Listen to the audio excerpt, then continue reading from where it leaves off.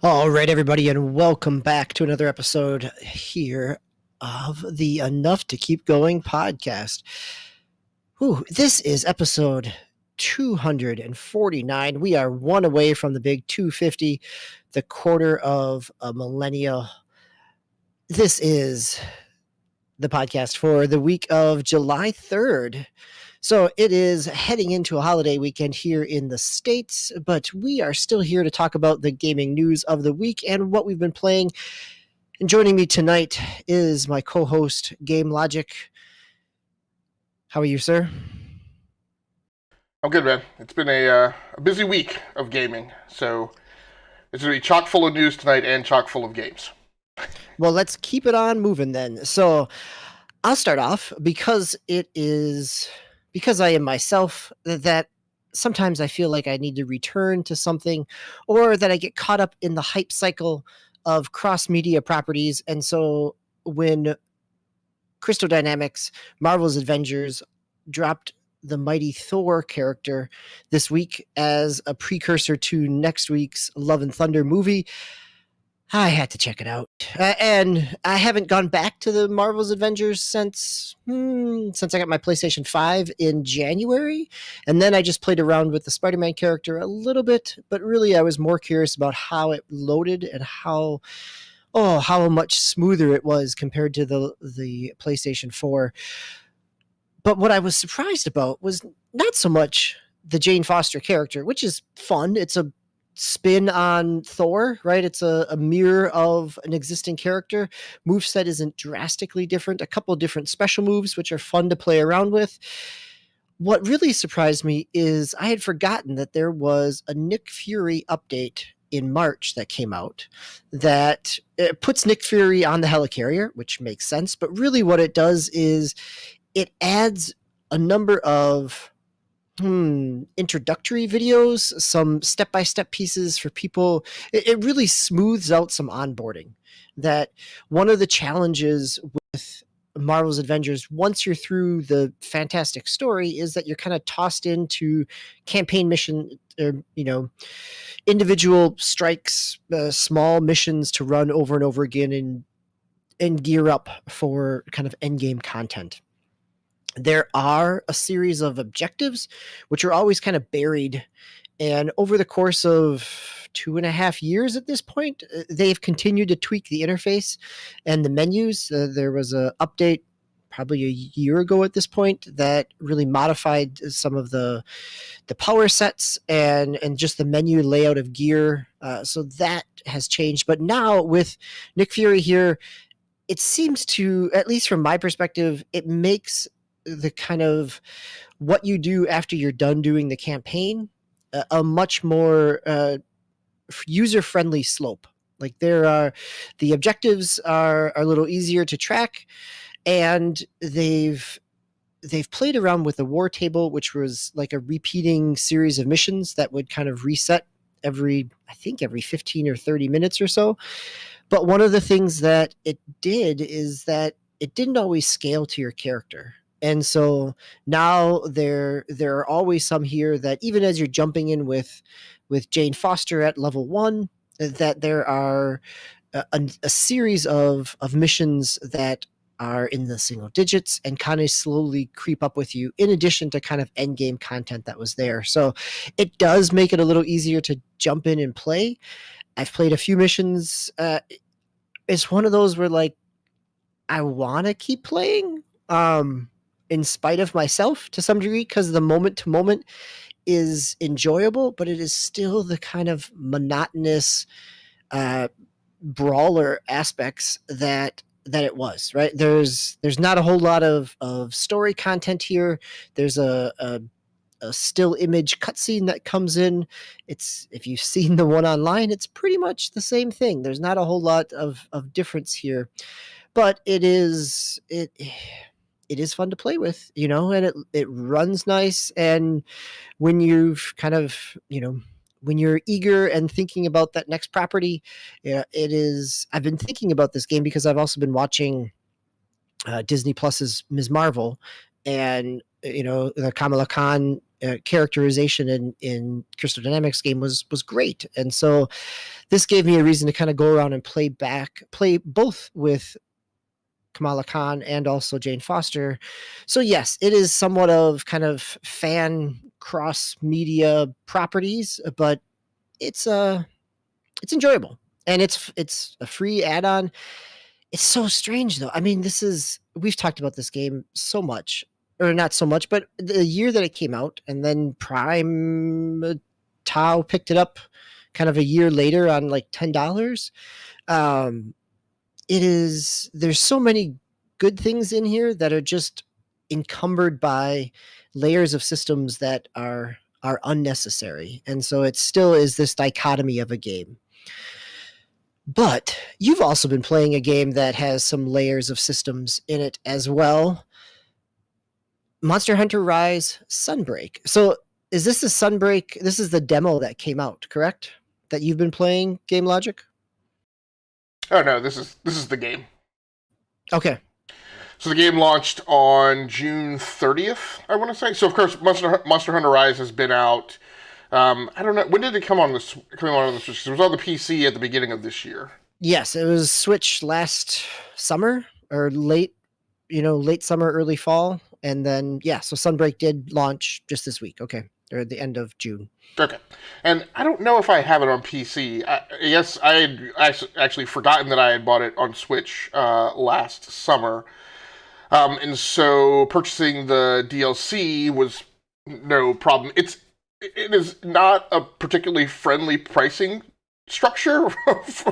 It's $40 for the DLC. That's a significant chunk. Yeah.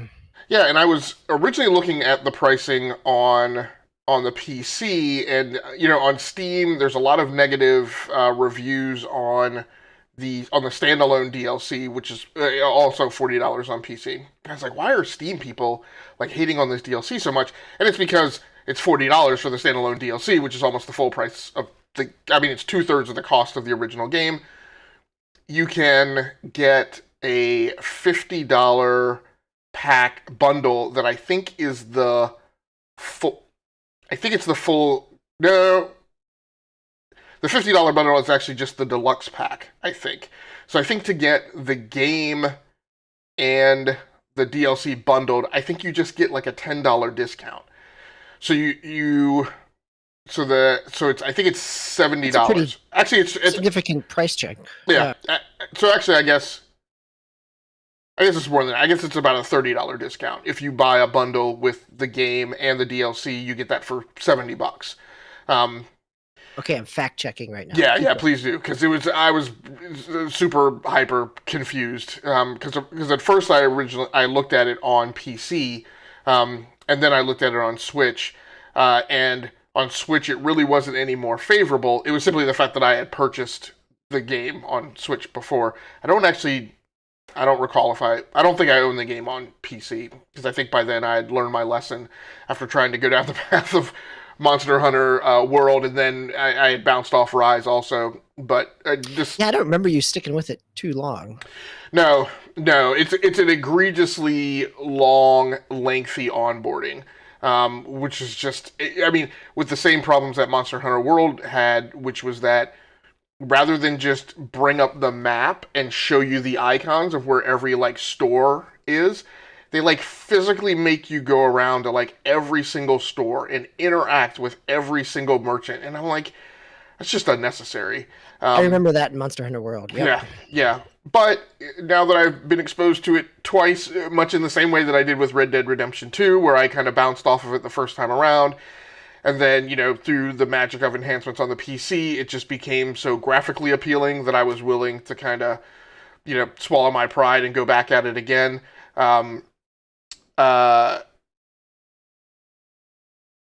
So I had forgotten that you still owned a Switch. I thought in your console clear out that the Switch survived the purge. Well, the Switch got moved upstairs, so the kids play on it. Actually, it's kind of a weird 4th of July weekend with people going in different directions. So actually, my oldest daughter went to summer camp, and so my wife and kids actually headed to their in-laws for the weekend, and so the oldest kid was here with me. I though had to work a full workday on Friday, so she was actually upstairs on the couch. Had taken the Switch out when was using it in undocked mode, which was the first time any of the kids had done that. Because they're both playing on it, and so it has to be like in docked. So it was just kind of interesting, because I mean, I had never played with it undocked, right, except when I had gone on travel. But what's really interesting is, despite talking through all that, you of course have made the assumption that I was playing on my old Switch, and I was not. You purchased another? I was actually playing on my Nintendo Switch OLED, which just got delivered today, actually. And so the tail of the tape is, back when I did get rid of all my consoles at the beginning of the year, I knew I was going to have to swerve back and do something about gaming when I was on travel. And I had since gotten rid of Stadia, and of course I'm now just on PC Game Pass. Which actually, quite honestly, I don't know that it even makes sense for me to be on that anymore. But I don't have access to Xbox Cloud Gaming because that's at the Ultimate tier, and so I could get away with it for the first half of the year because I knew I wasn't going to have to travel. But at some point this summer, I'm going to have to take a couple trips. And so I was like, do I want to buy a gaming laptop? And I was like, man, that's really expensive. And then when I'm here, I'm not going to use it because I'm going to be on my big gaming PCs. And then I was like, I don't really want to go back to cloud. And I thought about going to mobile, but mobile just isn't really satisfying for me with the titles that are available. Although arguably the Nintendo Switch titles are very close and akin to mobile titles. But I just finally went down the path of reacquiring a Switch. So how do you like the OLED? It's really nice. In fact, it is so nice that in the second iteration of owning a Nintendo Switch, I am going to play with it undocked. So I actually played Monster Hunter Rise Sunbreak, just getting back into it undocked. So I had a Samsung Nexus S, which was the second iteration of the Nexus phone, the original, right, Google. What today is now the Google Pixel, essentially, by product placement. And the Nexus S, of course, had like a curved screen, but it was the real claim to fame was it was one of the first, well-distributed phones, well-known phones with an OLED screen. And it is very akin to that experience. That OLED screen, when I had the Nintendo Switch, I think one of the reasons I didn't play with it undocked is it just had a very not particularly remarkable mobile phone screen, and from having previously been a mobile phone reviewer, I was just not it was not something that motivated me to play undocked. But really, the OLED screen is really gorgeous, and it really is transformative in the experience it provides for the Nintendo Switch undocked.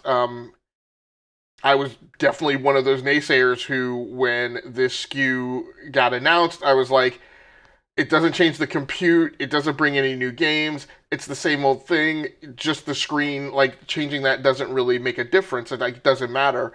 But now I get, if you're a person who plays a lot undocked, it absolutely makes a huge difference in your interaction and your interface with the game.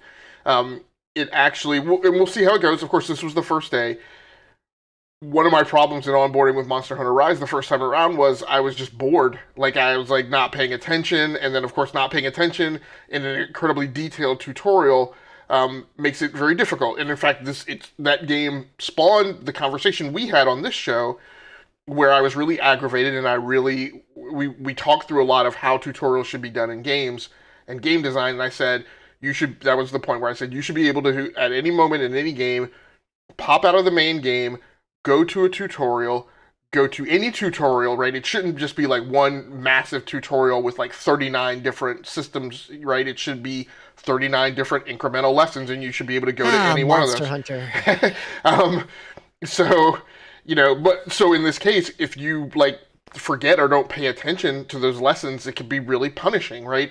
So by virtue of the screen and the fact that I just enjoy looking at it, and the fact that it encourages me to play undocked, which is an inherently more intimate experience with the device, right? Your experience with your smartphone is much more intensely personal than your experience with your television.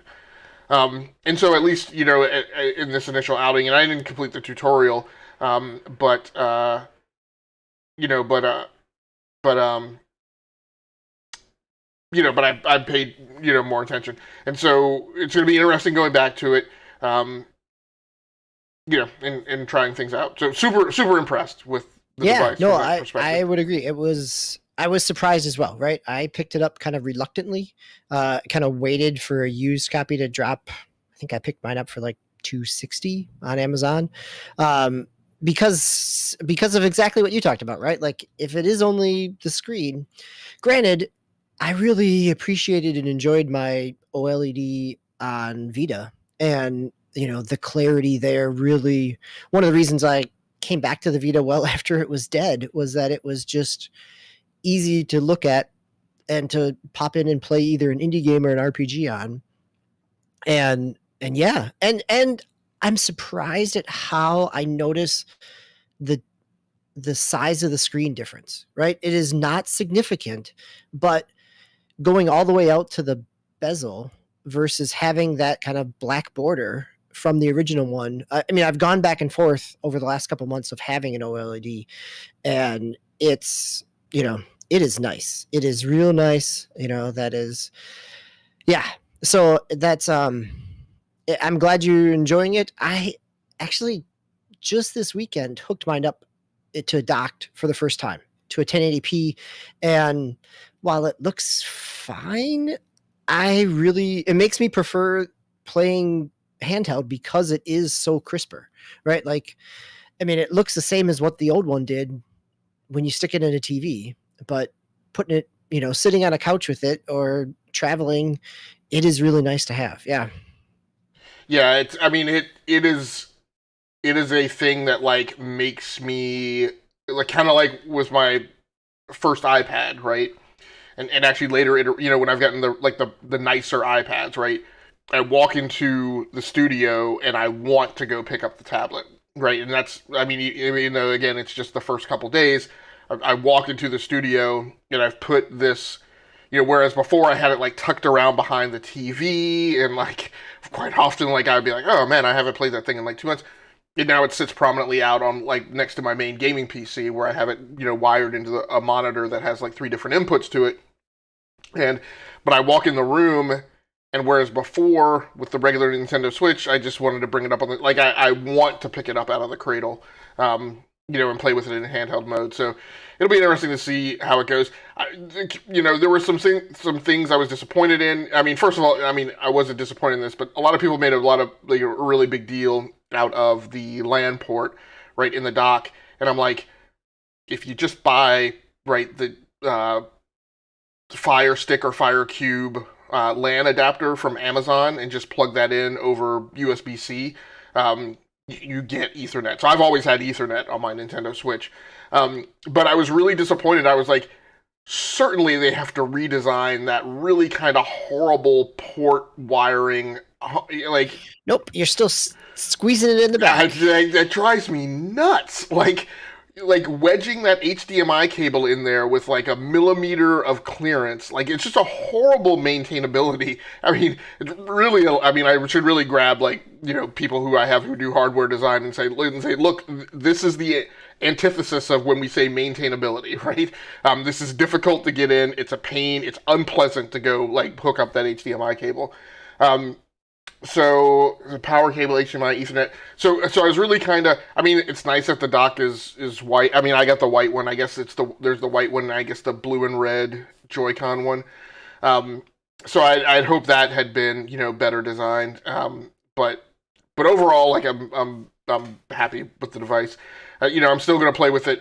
I'm playing with it handheld now. But admittedly, I will get back to pulling out the easel. Obviously, a much nicer easel on this model as well, and just sitting it on the desk and playing it with the Pro controller, which I brought the Pro controller back down here. I left all the goofy like I can't even remember the Joy-Con grip and the Joy-Con grip charge. I left all that upstairs, and I'm like, they can use that. I'm keeping the Pro controller. So yeah, so it's been a really good experience. I got a 1 terabyte card this time around. I had a 400 gigabyte in the old one, but prices have come down, so I was like, I'll get a 1 terabyte card. It's a lot of space. Yeah, there's plenty to. I think I have a 500, 512 Yeah, something in mine. Yeah, yeah, and it's still just downloading game after game. Yeah, right. And then the one thing I got to do is I got to do the whole switch of the whole which one is your primary switch, because I only have the one account really doesn't affect me. I can play any of my games on either one. It just aggravates me and bothers me that when a game comes up, it does it. Oh, you can play this. Checking to see if you can play this title on this Switch. So it's just a slight bit of administrivia I want to get out of my screen. But other than that, but the game, like I said, I've only gotten into it a little bit so far. Beautiful music, just as I commented last year. One of the best soundtracks of any Nintendo Switch game that I've played, but particularly in the Monster Hunter series.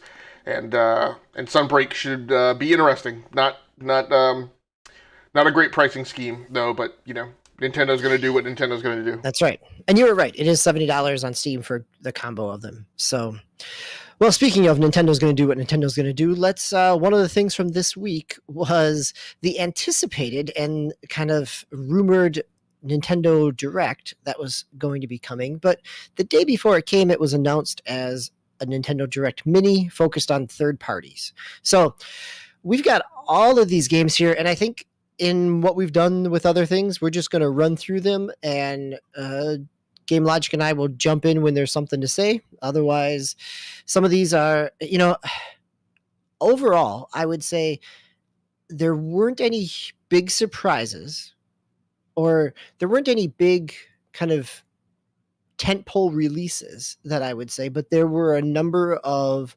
ports, and there was a plethora versus kind of high profile stuff was my take away from this. So let's jump into it. They talked about, and they started with an extended preview of Monster Hunter Rise Sunbreak, which, as Game Logic already said, it was out a few days earlier or that same day. And then we got the announcement that Nier Automata End of Yorha edition is coming, which is basically the Game of the Year edition of the DLCs that were along with it, and the extended endings. This was a game that Swissguard really enjoyed, and having it portable seems like a good win and a logical expansion. So I just want to mention, so there's no new content in this thing at all? No, it is all stuff that existed elsewhere, because there was, when it came over to Game Pass on Xbox, it came as a similar edition that kind of bundled some of the expansion stuff. Okay. And did you mention the release date on this one? No, I did not. It's October, correct? I'm totally relying on you because I didn't get a chance to put that on the spreadsheet. No problem. On the agenda. Well, I don't know that we need to cover all of those, but the ones that we are interested in, we can definitely hit on. So Lorelei and Laser Eyes was another one that came out, or that is, it was announced. Then we got Super Bomberman R2. So the original Super Bomberman R came out was a launch title on Switch. I think within the past year, they've shut down the servers for it. And so it kind of a 5-year cycle, but it looks like Super Bomberman. I don't know that I have a whole lot more to say. Just like Mega Man Battle Network Legacy Collection. I don't know that I have a whole lot to say, except there's a lot of GBA games. So the Mega Man Battle EXE series on GBA was kind of a strategy turn-based aspect where you were Mega Man hacking into systems in a very early 2000s type of way. The later games, this collection comes with 10 games. If you buy the physical edition, it has all of them together. If you buy the digital, it breaks it up into 2 packages. And so what I haven't looked at yet is if it breaks it up into 2 packages, like the first 5 games and the second 5 games, or because the last few releases did what Pokemon did, where there was like a blue and a gold edition. Does the digital edition only capture one edition of those 2? Right. The idea here was that because it was a collectible game, it had that same kind of transfer system and trading that Pokemon did. So I just want to make sure, because I'm not a big Mega Man player. So none of these are like the normal kind of platforming Mega Man. No, this is all strategy. This is all in its own little Mega Man world. Yes. Okay. So, and I also just wanted to mention up to this point, excited for Monster Hunter Rise Sunbreak, obviously. I'm actually excited for Nier Automata. I think this is the point where I will finally jump into the pool. Yeah, that. I think it's great to have it portable. Yep. And actually excited for Super Bomberman R2, because I bought the launch title, Super Bomberman. Played a fair amount of it, but definitely interested in a new title. Not excited for a Mega Man Battle Network. Fair enough, right? If you don't have any connection, I think it's... But I am curious on Pac-Man World Repack. It was a PlayStation 1 game, an early 3D platformer. It was functional at the time. You know, it looks fine. But I think, right, in some ways, I'm more curious about how it plays as a platformer fan. Yeah, what were you going to say? I actually, now having seen it, because of course I would have ignored this game before because I was not interested in anything Pac-Man. I have to take some things away now from how impressed I am by Super Mario Odyssey, because this game looks a ton like Super Mario Odyssey and obviously influenced the design of that game. This is another one that I'm actually excited about, because Super Mario Odyssey I enjoy, but got a little too big for its britches at certain points. So I'm wondering, it'll be interesting to see if this is a little tighter. Sure, something a little tighter could be beneficial. Yeah. Yep. And that comes out August, I believe. So coming up fast. A game that is coming in 2023 is Blank. It is a kind of hand-drawn aesthetic, a deer and a little fox-like creature, kind of platform adventure. Charming, really charming art style. I don't know exactly what the game will be like, but the art style itself is, it put it on my radar. Yeah, I'm very excited about this one too. I've got, obviously we all have friends who are on the Nintendo Switch. I've talked to at least one. I don't know if she's going to onboard into it, but I'm interested. To me, it's the nearest opportunity on a Nintendo platform to get at something with a similar experience to It Takes Two. And it also feels very kind of Ori like in terms of its spiritual design. I may also, if the kids go down the path of kind of maintaining this interest with the Nintendo Switch, like the youngest one is still kind of approaching it like it's just a video thing on a screen, but the oldest one just kind of showed that edge of interest, like over the threshold into genuine interest in gaming. I mean, if she keeps up with that, this might be like a very interesting, like father-daughter kind of multiplayer experience. Sure, neat, yeah, that's great. That's always been a joy for me and my kids, is kind of playing together. So it's nice to have those. Any history with Return to Monkey Island? The only thing I needed to do some research to see what the comparison was between Monkey Island and Grim Fandango. We talked about my Grim Fandango experience back in February. I was not a happy person about that. So as long as I find out that those two things were divergent, I don't think I'm going to actually play this. This is not I am excited about Pac-Man World and Blanc. I'm not excited about Return to Monkey Island, but I will casually observe it and see what its uptake is with the market. All right, then we got the announced game from last year, which is Mario plus Rabbids Sparks of Hope, the follow-up to Mario plus Rabbids from a few years ago at this point, which was more of an XCOM. They showed a little bit of the battle last year when it came up, and they spent more time with it now in terms of having kind of a battle sphere where you're able to freely move around in it. And we saw some more with Ubisoft the next day as well. This is coming in October. Excited for this one too. I think that this has the potential. Just talking with my son today about the Nintendo's fall lineup, because we still don't know a whole lot of it.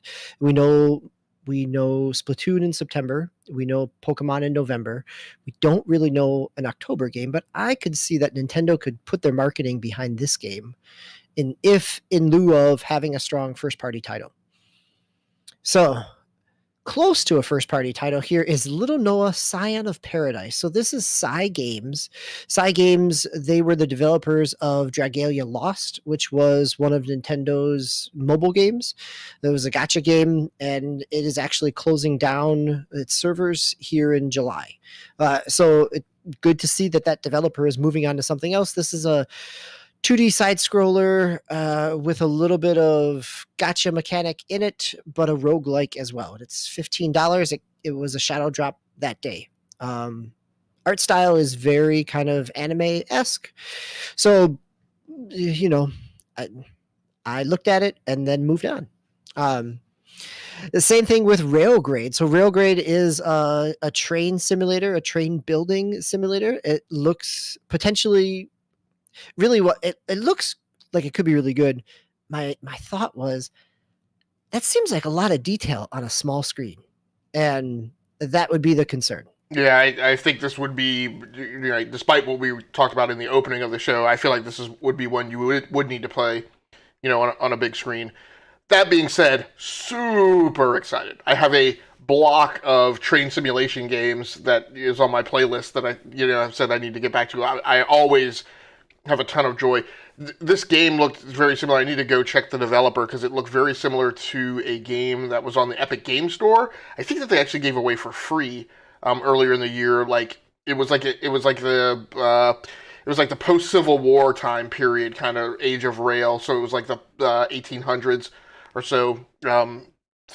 But because of that, because it's in a genre that I'm very interested in, and I am starting to lean a lot harder towards being a genre-centric gamer, which, as we know from looking at the data, most people are, but that is not a particular shade of enjoyment that I've given over to myself in the last 30 years. So, but I'm super excited to see this one. This is done by Miyakata Dynamics over in Tokyo. Yeah, so this is a different developer then. I was pretty sure the other one was a Western developer. I think so too. I remember when it was up on the Epic Store. So then we get RPG Time, the Legend of Right, which artistically looks really interesting. It is an RPG kind of taking life out of the pages of a notebook and doodles. So this is coming in another month or so. It comes out in September on Steam, and I think it's August here on Switch. So it is up on Steam as well, and it looks like it's coming to all platforms. So another game that's coming to all platforms, for better or worse, is Sonic Frontiers. This one, I think the thing that I want to say about this one is after the direct here, we got information of what was embargoed from the press time with Sonic Frontiers. And so Sonic Frontiers had a press event a few weeks ago where and this is where you got the first hit of the open world game and kind of the initial criticisms of it being very kind of generic looking, very sparse. And what they were embargoed from saying is there are levels that surprise play like every other Sonic 3D game there has been. So this is what was shown, the cyberspace levels, which basically move you into kind of the 2D and 3D kind of traditional Sonic levels that have existed in other games. It's not a surprise. I think the surprise is like, for all the flack that this game took in the press and in the social media comments over the last few weeks, to hold on to this seems like, I don't know that it hits in the way that PR was hoping it was going to hit. So moving on from there, I don't know that I have a lot to say about Disney Dreamlight Valley, but it's there. I'm sure there is a segment of the audience. I know there's a segment of the audience that will like a Sims-like game centered around Disney World. So that sounds great. Live Alive has a demo. So this is Live Alive, the 16-bit remake of a 16-bit game from the SNES, but was never came over to the West. It has a demo out now, and your progress continues over. Then we got Doraemon Story of Seasons. We got a couple of these Harvest Moon, Stardew Valley farming simulators here, both with Doraemon Story of Seasons, which Story of Seasons has that, there was a split legacy there between Story of Seasons and Harvest Moon based on creators and publishers. So now they've just added popular Doraemon character into it. Minecraft Legends, which was announced at Xbox's showcased. Dragon Quest Treasures, which was announced last year at the Dragon Quest Japanese only direct, which was not a direct, it was a whole showcase where it was a Dragon Quest celebration. And this was announced here, and it is coming out in December. It's a spin-off of Dragon Quest 11. And then we got a quick sizzle reel of things that we knew were coming. Fire Emblem Warriors, which is already out. No Man's Sky, which still surprises me that it is not, that it's going to be running on an install and not in a cloud, which is great. I think that having that on the go would be really nice. Plague Tale Requiem is a cloud version, though. Then we got Captain Velvet Meteor, The Jump Dimensions, which I don't remember anything about this game in the direct. So I'm going to move on to another game that was announced and released on the same day, which is the Portal compilation. So Portal 1 and 2 coming out. So, this is 12 years in the making, but if, or more, if you haven't played them or if you want to revisit them on the go, it makes a whole lot of sense. I think actually one of my sons one of them played it on PC and Steam. The other has never experienced it. This would be a great opportunity for them to go back and experience some of those things. Harvestella is another farming one, but it's by Squaresoft. So we'll see. Again, not a huge in that genre, but it's nice that they're from a genre that didn't get a lot of attention until Stardew kind of kicked things back off. There's a number of kind of farming life sim types of things that are coming through. And then we wrap up with what was expected, hoped, desired, was the announcement, the confirmation that Persona 5, 4, 3 are all coming to Switch on a similar timeline that they are coming to Xbox as well. So Xbox announced that this fall we get Persona 5 Royale coming to Switch as well. Then next year, Persona 4 Golden and Persona 3 Portable are coming as well. So again, this is ever since Joker was announced as a Smash Brothers character, there's been lots of hope and fan petitions around bringing the Persona series over, and eventually we are there. So Game Logic, I see you playing with your mic here, but do you have any other thoughts on any of these?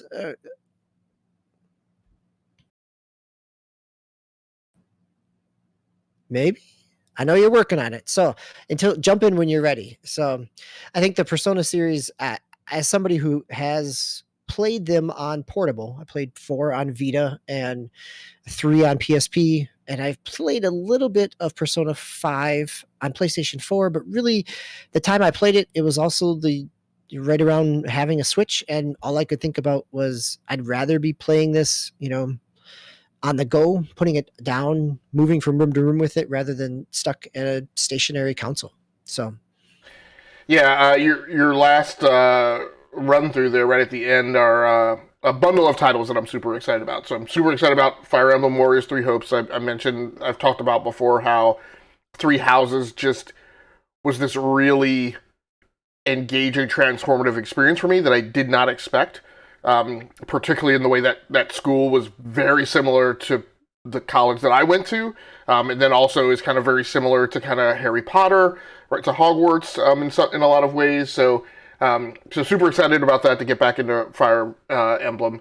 Super excited about No Man's Sky. Super excited actually about Plague Tale Requiem. Since I don't have an Xbox, this is probably the way that I will play that game. Is that game coming to PC? I don't remember. Plague Tale, I would think so, because it's coming out on everything at this point. Okay. So, all right. Still likely that I would play it on Switch, because it's the type of game that for me would be good to have on the go. And then super excited about Portal. Except it's a cloud version, right? Plague Tale: Requiem is a cloud version, so depending on but Portal, Yeah. I think Portal makes a whole lot of sense on the Yes, go. and when I So, say on the go, I just mean out of the house. I don't necessarily mean yes. like out on the street or on a basketball court, as the commercials say. What? You're not going to play on a rooftop? Oh Right. man! And actually, All right. also excited about the Persona series, which I have heretofore ignored. But I expect that this will be the first time that I on board into that franchise as well. Yeah, they're enjoyable in short bursts. I mean, I've enjoyed them, but they are very much a JRPG. So if you're okay with turn-based combat, you can make your way through it. Fire Emblem Warriors Three Hopes has a demo out. I've actually had a chance to play that demo. And if you haven't yet, given your experience and appreciation for the characters in Three Houses, it's a pretty nice kind of alternate world version of that. Like, you get all those same characters kind of back, and it assumes that you have some type of emotional connection or familiarity with them, because even early on you're tossed into a camp with a sampling of all three houses, and you get a chance to kind of catch up and have some conversation with them as well, which is actually kind of similar to what Persona Strikers ended up doing with the Persona 5 cast, is that it takes place after Persona 5 and you get kind of some chance to kind of what they've been doing afterward type of thing. So, any other thoughts before we move into other news here? No, I think we covered it pretty well. We certainly did. So, for not having Game Logic, for having just Game Logic and I here, and not having Towmaster, we've talked a whole lot of Nintendo tonight. So, but let's skip out of Nintendo and go over to Ubisoft. It was announced that two of Ubisoft's games are going to be dealing with real-world climate change issues. Riders Republic is going to have events around forest fires, and Skull and Bones, when it is released, is going to have some type of commentary event way to highlight overfishing. You put this article in here. In some ways, I'm really intrigued. Like, I can think about the Riders Republic map and having a forest fire, but how do you do that in a way that feels like some gravity to the actual real world event, and not just like it's an in-game event and you need to all ride your bikes around in a circle really fast to create a hurricane to put the fire out, right? I mean, anyhow, what were your thoughts on this Game Logic? Of course, what this is going to incite is it's going to incite all of the, I don't want politics in games. I don't want topics in games that I would like to ignore in my regular life. And I'm like, get over it. Like, I mean, like, art reflects life, and, right, I mean, this has been the case since man came out of caves, right?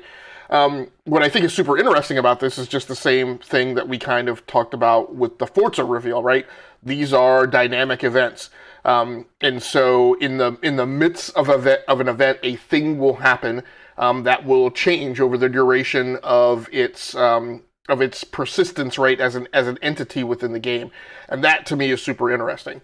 The fact that it will make people consider, right, what the consequences of your actions, to me, is appropriate in games that, are entirely, simulations of living in an external environment, right? Skull and Bones in particular, in its replication of life at sea, and in a seafaring industry, right? I think what people are unfortunately going to focus on is they're going to take it as a political thing. And again, I'm like, politics are involved when there is if this was a legislation simulator or a judicial simulator, then you could argue to me that it involves politics. But the fact that a scientific event that actually takes place, right, within our ecosystem is replicated in the game, that's not political, right? That's simply games, right, simulating life. And again, it's super interesting. One of the things that I think, that I always appreciate from all the time that I spent playing Sid Meier's Pirates, right, is there's kind of a little slightly minor economic model, right, in there, that the economics of the Caribbean in the Age of Sail super interesting. Super interesting how logistics lines in Europe and Asia drove right things that happened over in the Caribbean. And that was a great a great exposure to a historical context, but also a great exposure to economic context. And so bringing things like that into the game, bringing elements of what it's like from a domain expertise or professional, exposure to these types of things, I think are great. Weather makes a difference, right, in mountain biking, right? I'm not a mountain biker, but I assume you don't go riding on the mountain the day after a heavy rain. I assume that when there's a monsoon season, right, and the mountain trails are like heavily wet, that impacts selections and choices that you make about riding. And so I think these things are good, and will add to the design dynamics within the game. So you want to take the next story as well about Apex Legends Mobile? Sure. So, and I'm hoping you can jump in here too, from your time playing Apex Legends Mobile. And so this article by Kyle Knight over in Dual Shockers, Apex Legends Mobile reportedly working on 90 to 120 frame per second support. According to leaked files from Apex Legends Mobile, supported iOS and Android devices may soon be receiving 90 and 120 FPS via future update. Apex Legends Mobile launched around the world back in May, finally bringing one. Even though Apex Legends Mobile looked nearly identical to its console and PC counterpart, the two are completely separate entities. The one thing the two versions have in common: neither supports up to 120 frames per second. They must be talking about the console version because I play Apex Legends on PC and it definitely does 120 frames per second. I thought at PC it does for sure. I mean, the console versions don't. Yeah. They must be locked. And there's been console problems with the next gen. There's some lag and some delays that they've continued to work on and try to patch in Apex Legend on the Xbox Series consoles. I think what this looks like to me is that they've had enough traction with the mobile client and the mobile version of this, and there's a big enough player base that it makes sense for them to continue to invest and refine it so that this has longer legs. And it's super interesting that, as I often try and convey in having the discussion about games with people who are obsessed with insisting on the prominence of their given console brand on the market, right?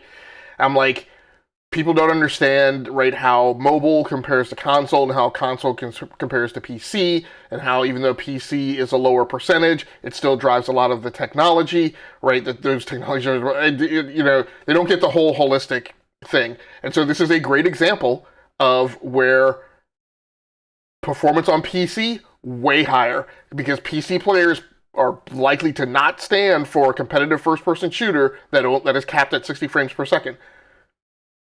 Mobile market way larger than the console market, and here's a great example of a big development house right underneath Electronic Arts, where that decisions are heavily driven by finance, economics, revenue, margin, and they're representing right the fact of what the market landscape is by the fact that they are putting time into putting 90 and 120 on mobile, right, when they haven't necessarily done it on console. So, I have I'm carrying today, my daily driver is a OnePlus 9, and it has a 120 frame per second mode. The iPhone does. Most of your high-end mobile devices now have 120. Some of them have 90.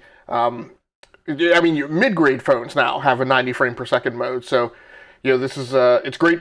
It's great to see this as a case study on the market, right? And as you mentioned, right, clearly things are pointing in the northward direction with regards to the revenue that Apex Legends on mobile is generating, and that's why, right, the devs are putting effort behind it.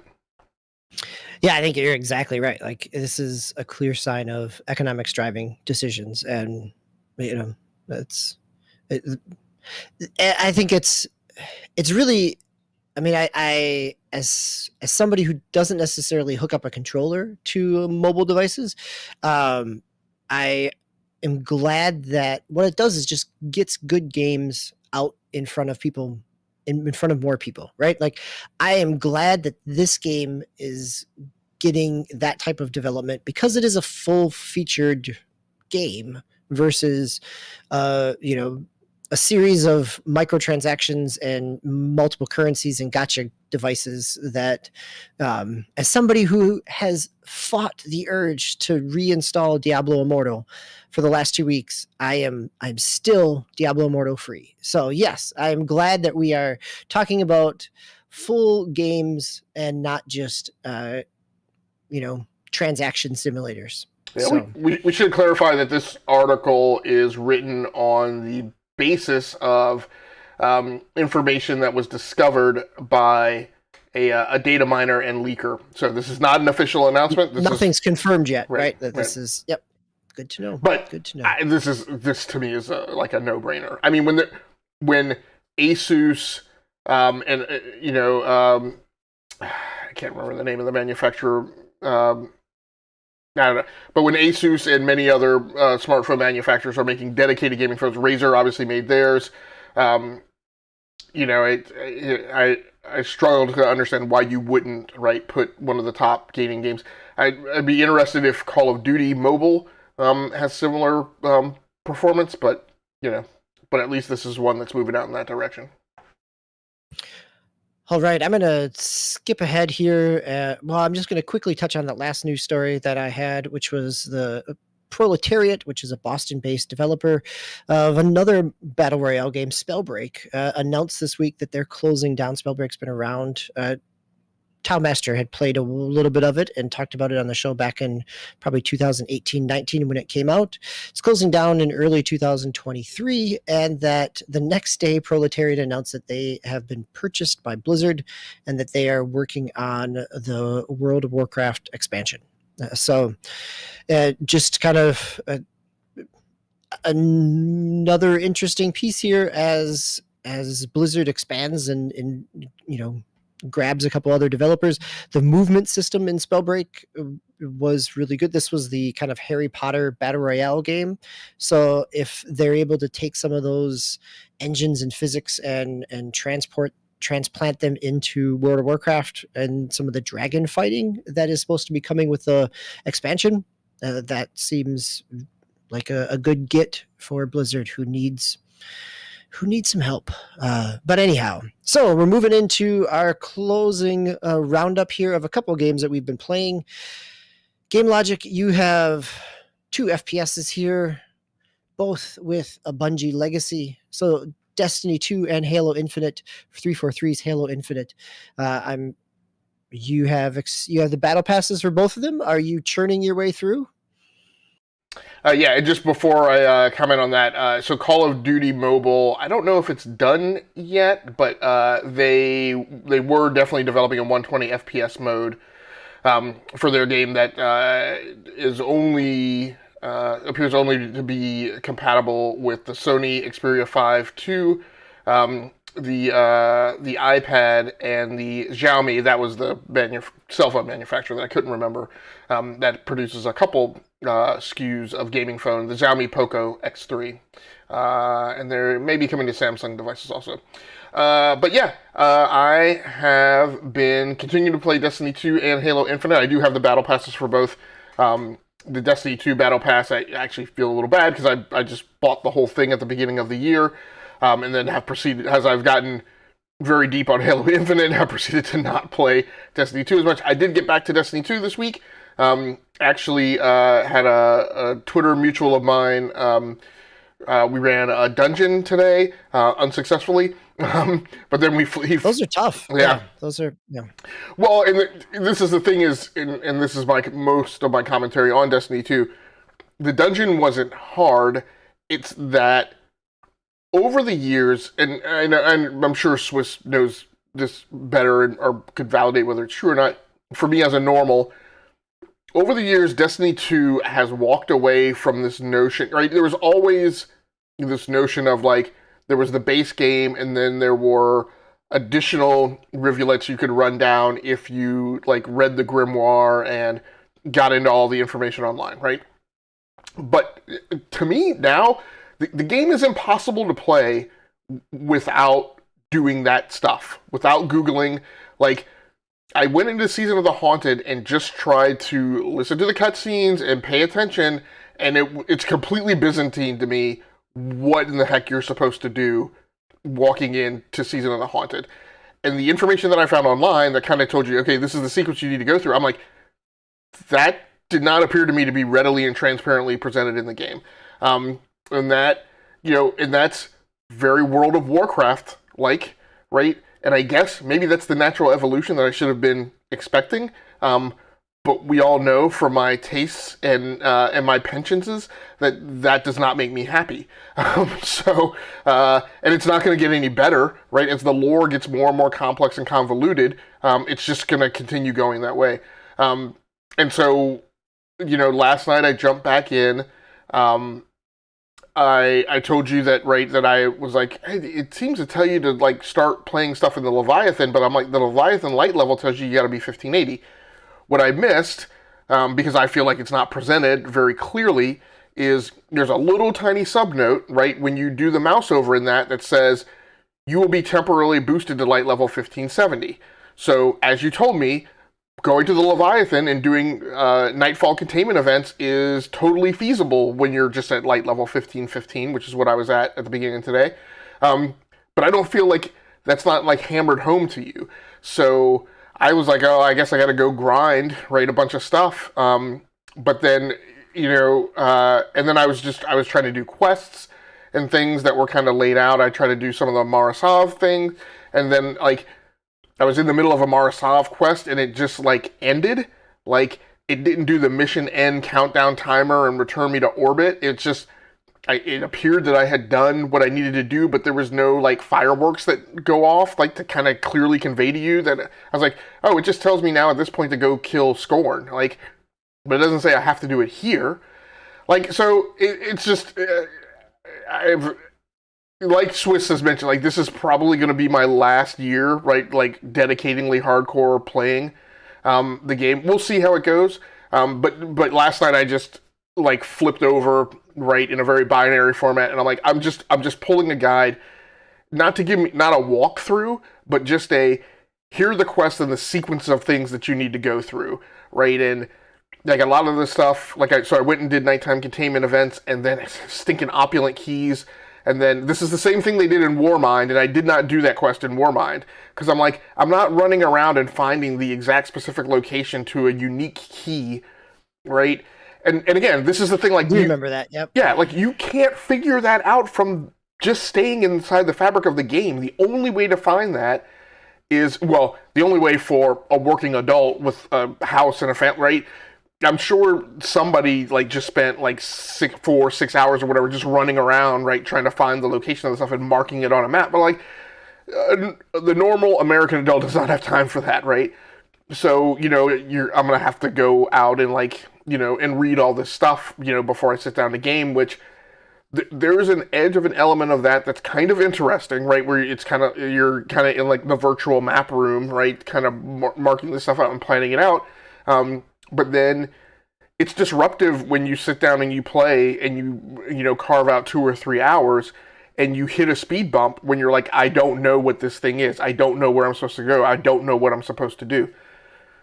Sometimes that's fun, but a lot of times I'm live streaming and I'm like, this is not the time for me to stop what I'm doing, right, and go Google. We'll search, yeah. Right. So, I mean, the game's still fun, but it's grating on me a little bit. One other thing, is I've gotten a couple of these video capture cards that will now do HDR pass-through, but because OBS is kind of weird in how you have to tune, color mapping and stuff, I do not normally stream with HDR on now, even with those newer capture cards. The Destiny 2 is getting to be a big mess, just with, like, how much stuff they throw on the screen. Like, I was on the Leviathan today, and the Scorn, there are these Void Scorn now that are kind of blue in tint, which makes them really difficult to pick out on the background of the Leviathan, which is not like a ship with, like, smooth metal walls. Like, it's just stuff all over the place. So, that's a little bit of graphical design that I feel like could be cleaned up. But tried to run the dungeon today, did some opulent keys stuff, tried to get into the quests. It's Destiny. It has content, but it has a couple barbs that are kind of rubbing me the wrong way.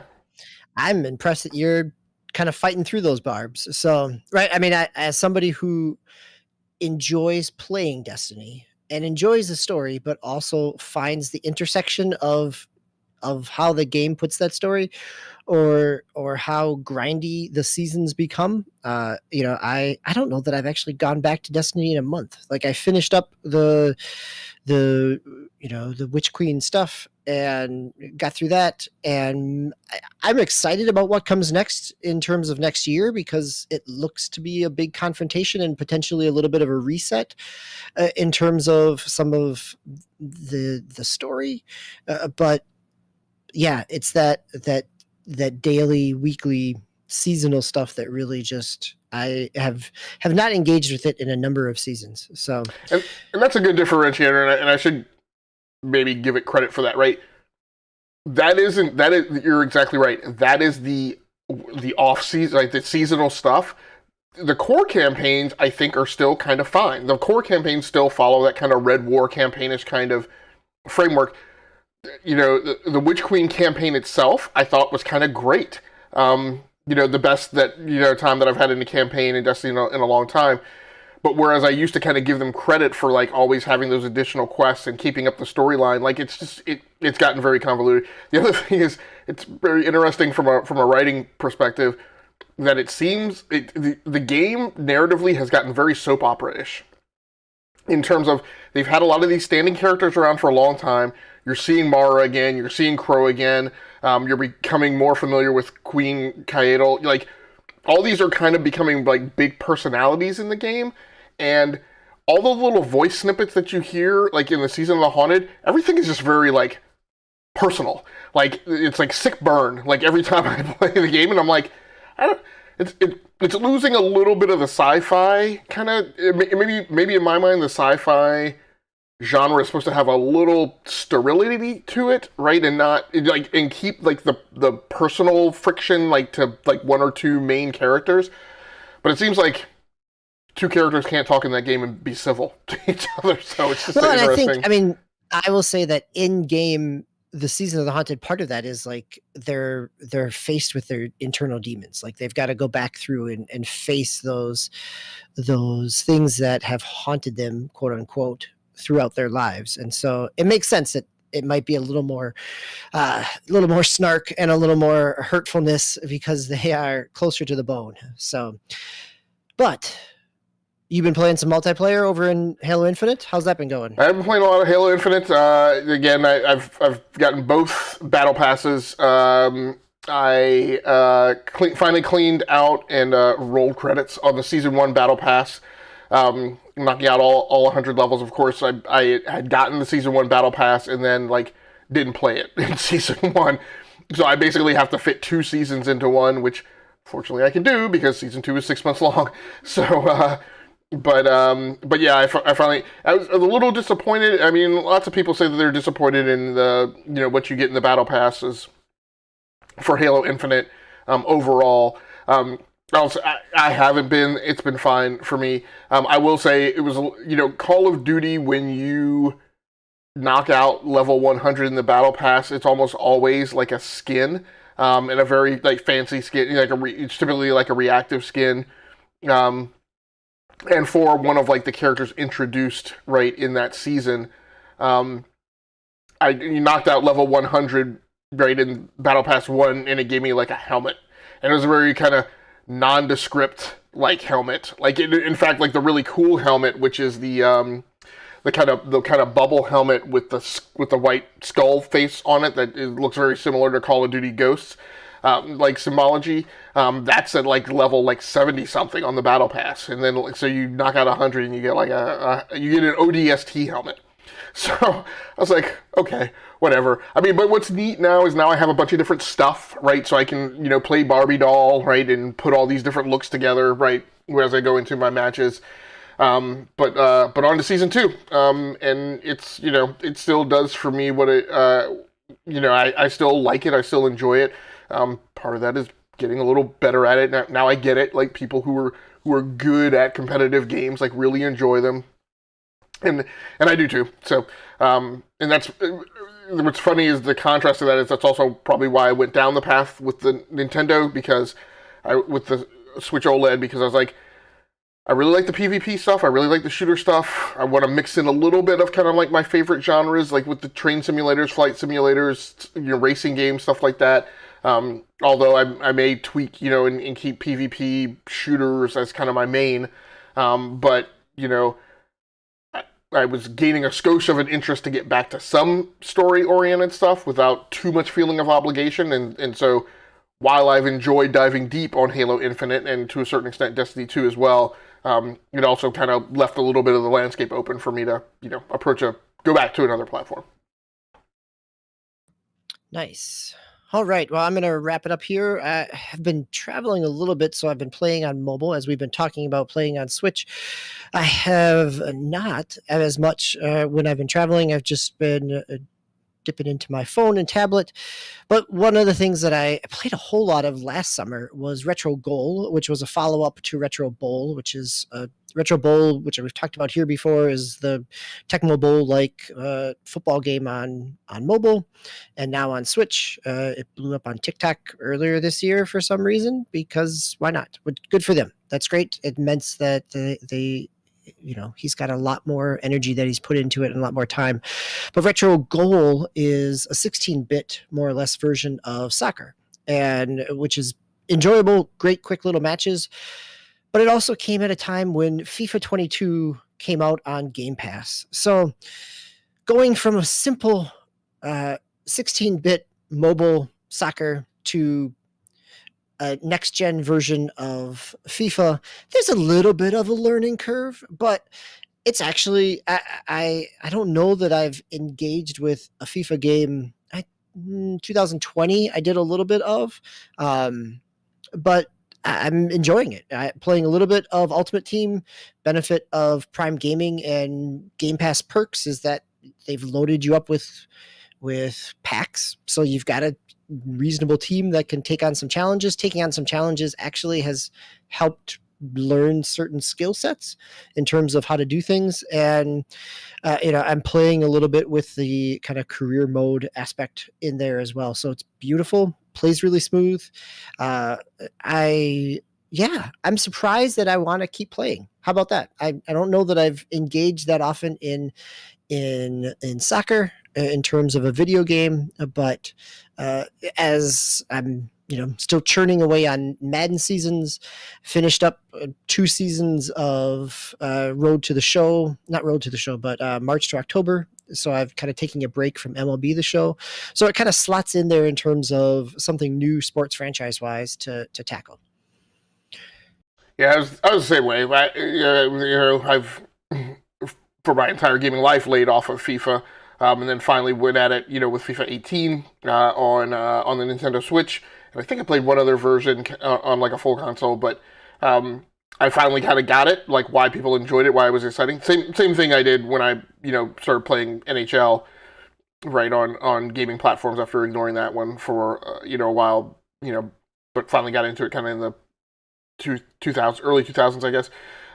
But again, back on the Switch now, I am also excited to get back to FIFA. I know those games are lesser thans on the Switch. Yeah, legacy versions. Yeah. But I'm also kind of okay with that. I don't know that I need every single feature, right, in FIFA. I definitely don't play Ultimate Team stuff, so as long as I have a good single-player experience, that's all I really care about, and I think it provides that. I know, I've been struggling with that as well, because I am tempted to pick it up on Switch, because FIFA 22 on Switch right now is on sale for $10. Like, yes, it doesn't have the full features. Yes, it is running, not on the Frostbite engine, but back on the Insight or whatever it was before in 2018. But for $10 on the go, a little bit of soccer doesn't sound so bad. So, all right, that's going to wrap us up for tonight. We are, correct me if I'm wrong, Game Logic, but we are here for the 4th of July holiday, but we are taking our own holiday next week that we are off, in part because we are preparing for episode 250, that we are bringing all the cast back together, making sure that all 4 of us are able to be here as we hit that milestone episode of 250. So in 2 weeks, on the 17th of July, we'll be back with episode 250. Supersized episode. I'm sure we'll have lots to talk about, not only from 2 weeks off, but also probably maybe we'll do a little bit of navel gazing in the process as well. So you never know with us. It's always possible. But any other housekeeping pieces that you want to clear up here, Game Logic, before we head out for the night? No. Do you want to read the Picks Plays assignment? Yeah, we can cover it next time. Okay. Because we're not covering it until the end of the month. So, and especially since none of us have any games up there yet to tease out. So we'll wait until we've got something more to tease. But again, on the format here on Enough to Keep Going is that once a month we give ourselves an assignment. As we were talking earlier tonight, because we are parents, and make sure our kids get their homework done or their summer school or their summer reading done. We're making sure that we're getting our summer gaming done as well. So we do give ourselves some gaming assignments, and we'll check back in on those when you see us next in 2 weeks on the 17th of July for episode 250. So for myself, DBQ Hams, and Game Logic, this has been Enough to Keep Going. Remember, play the games you love those you play with, and take care out there. Good night.